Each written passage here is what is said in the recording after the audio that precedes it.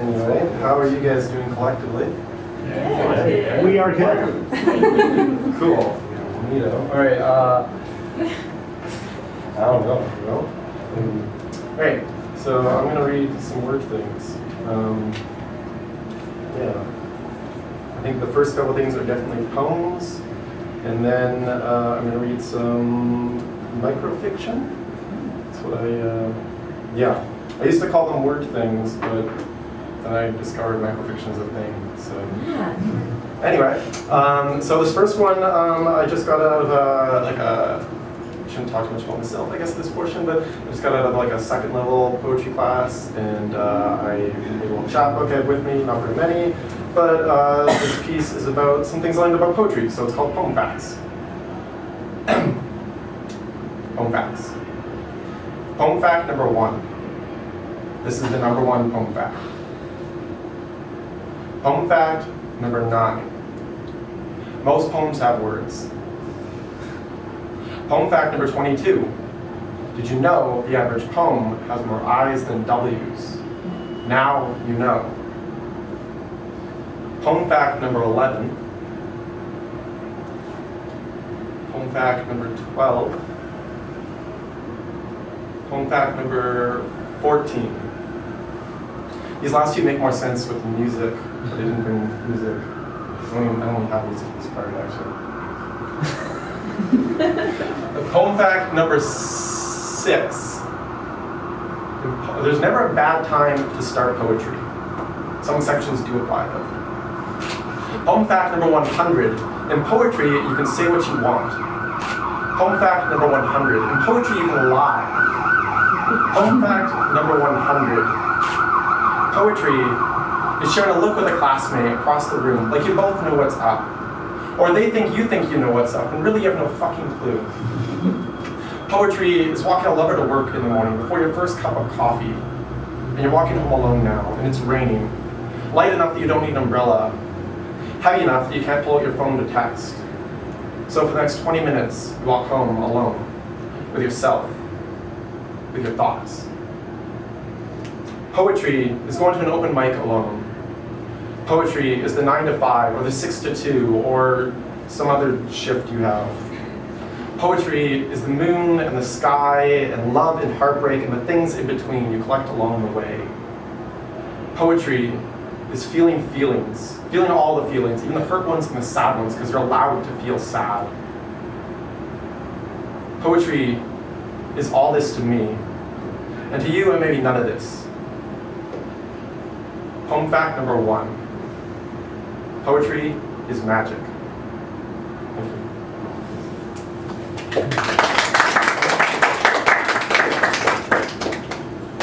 This next one is called Honest. Try this. Honest.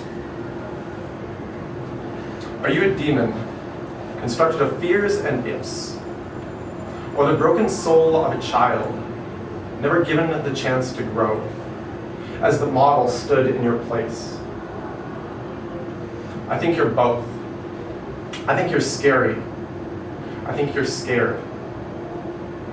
I think I'm scared. I'd like to invite you in, though. There are posters all over the walls, which I was told to hang. Or maybe I thought I had to hang. This is me, this is me. I could point around with confidence. I think. Do you think? Do I think? I think I wonder what it would look like to tear them all down, grabbing 2 tiny tips at the top. Breathing in, acknowledging, eradicating. There's going to be nakedness. There is nakedness. When did this happen? All of the clutter is gone. Forgive me if I get a little super emotional. I'm just considering what I would like, period. Maybe we can paint the walls in blues and whites and pinks and purple just because I fucking love purple. This is going to be my space. This is my space. This is lovely. Thank you.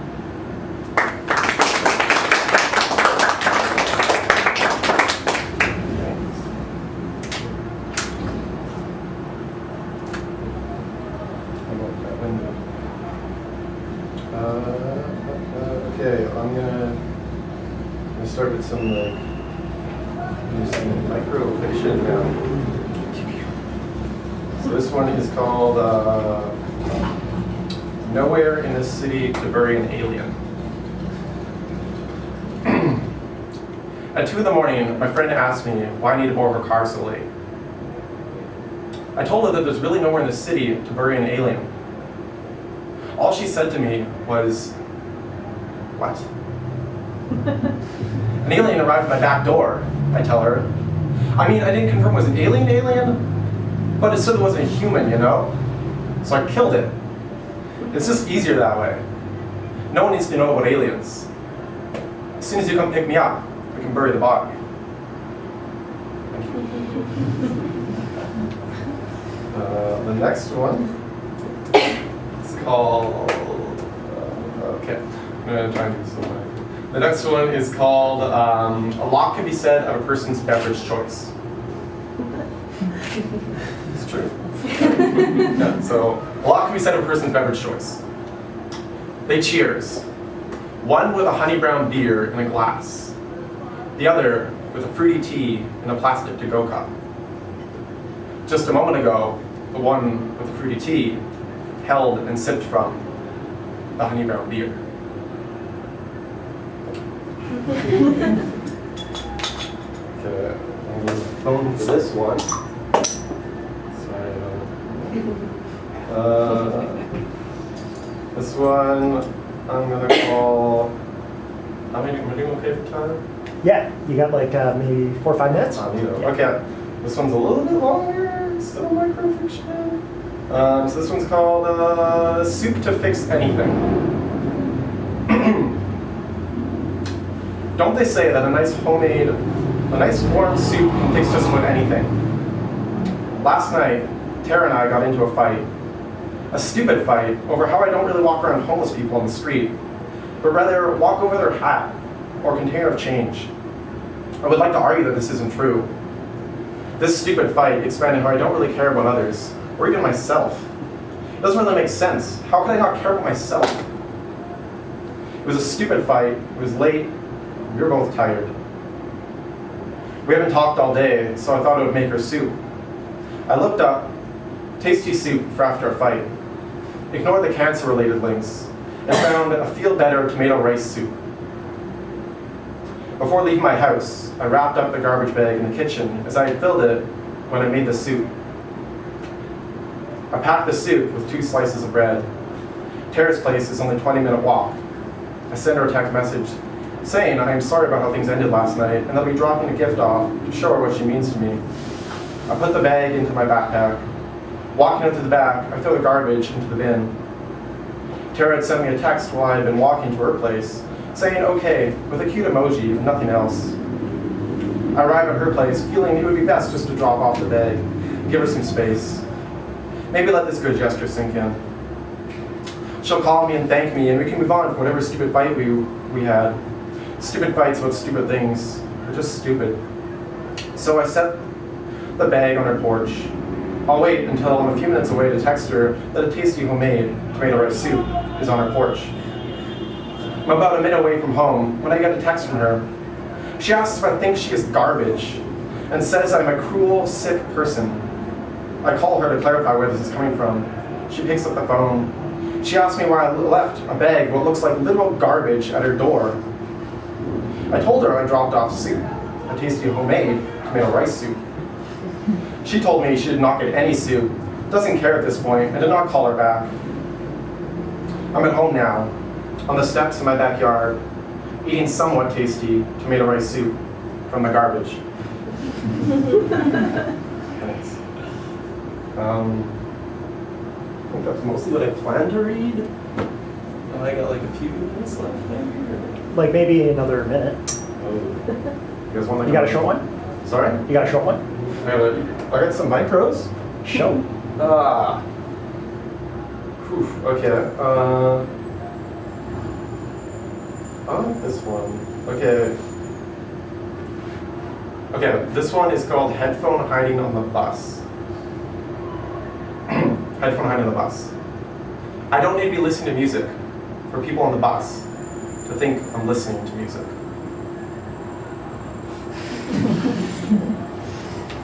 Maybe like one more, I guess. Yeah. Okay, here, one more. This one is called that push-pull conflict.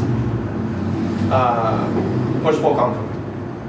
Did you know the average building has the same amount of push doors as pull doors? Think about it. Ow!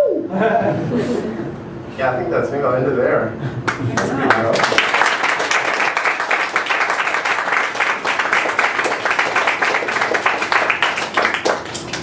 Insight. Insight, all right. Insight, all right. It's my chance to make myself, prepping myself for some insight. I don't know. Okay, wait, maybe okay, well, I don't know. I feel like I'm mildly new to this like artist writing thing. A couple of years in. Maybe I'm gonna do the lean thing now because I feel like I'm like less performing, more like sharing. Yeah, I think when I look at writing for myself, I think of it's a process of connecting with my artist, I feel like, and it's this kind of like really scary thing, but also it's like a really fun thing. And my artist, I get my writing when I spend time with myself, or I spend time and yeah, I mean, it's like my artist wants to write fun things, but also weird things that I'm like, this is kind of weird and messed up, but also, and it's some scary things, I suppose. And it's a journey, and I feel like being a writer can also be, yeah, I guess like really scary, but then also really freeing to just write and allow yourself to write. But also other things I'll try and say, I don't know. I guess I like the idea when I think of writing that I guess I'm allowed to do whatever I want. Mostly. But it's like, it's supposed like creating worlds that are similar to our world, but they can be different in whatever way I want them to be. Whether it's having magic exist where it doesn't exist, or throwing, I don't know, someone weird in a kitchen that isn't normally in a kitchen, or something I read right now about someone killing an alien and they don't want aliens to, like, that story came to me when I think a lot of my, I feel like I'm rambling, a lot of my, how I write is also, I see either a scene or something and I just want to know its story. And the thing about writing is I don't necessarily have to ask it its story, and I can wonder what would happen if someone saw an alien and they didn't want aliens to exist, or what if, and I'm allowed to write that what if, and this kind of works for me. Awesome. Danny Henry Crawford, everybody.